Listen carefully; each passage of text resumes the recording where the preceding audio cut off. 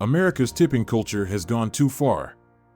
Tipping has become an expected part of going out for a meal or beverage, and it often takes up a large portion of an individual's wages. Tipping has become an expectation in restaurants, despite the fact that many servers are paid the minimum wage or close to it. This means that their wages are effectively supplemented by tips, and it creates an imbalance between them and other workers who receive the full minimum wage. Tipping also creates an uneven playing field for restaurants. Since tipping is expected, restaurants feel pressure to keep their prices low to attract customers. This means that they often cannot pay their employees as much as they would like. Tipping also often leads to discrimination, as it is not always based on the quality of the service, but rather on race, gender, and other factors.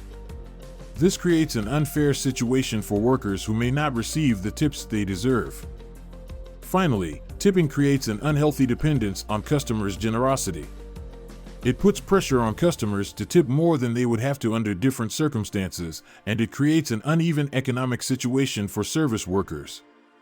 Across the country, there's a silent frustration brewing about tipping.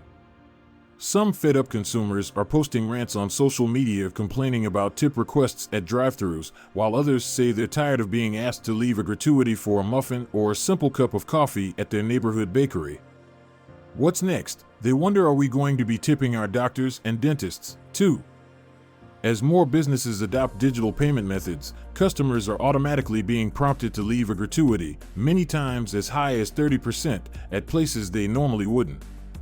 And some say it has become more frustrating as the price of items has skyrocketed due to inflation, which has been easing recently but still remains painfully high.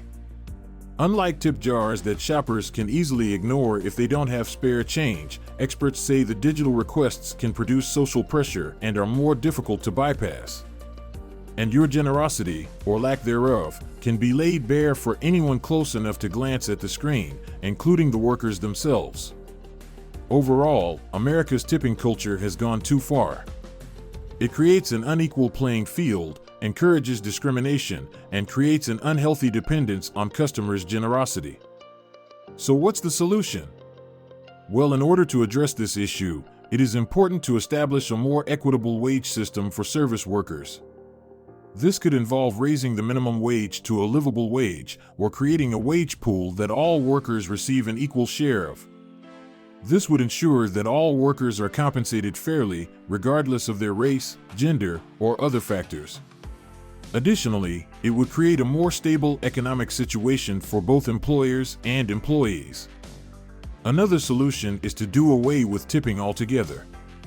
This could be done by introducing a service charge that is added to the bill and shared among all workers. This would ensure that workers receive a fair wage, regardless of their performance. It would also be more efficient, as customers would not have to worry about calculating their tips. Another way to address the issue of tipping culture is to establish more regulations on how much employers can pay employees in tips. Currently, some employers are able to pay employees in tips alone, without providing any other form of wages. This creates an unfair situation, as employees are not able to make a living wage, and employers are able to get away with paying their employees less than minimum wage. Establishing regulations on how much employers can pay their employees in tips will ensure that employees receive a fair and livable wage. Overall, there are many ways to address the issue of tipping culture in America. Raising the minimum wage, establishing regulations on how much employers can pay employees in tips, encouraging restaurants to offer better wages and benefits to their employees, and educating customers about the issue are all important steps to take. Ultimately, it is important to create a more equitable and stable economic system for all involved. Consider subscribing if this video was helpful.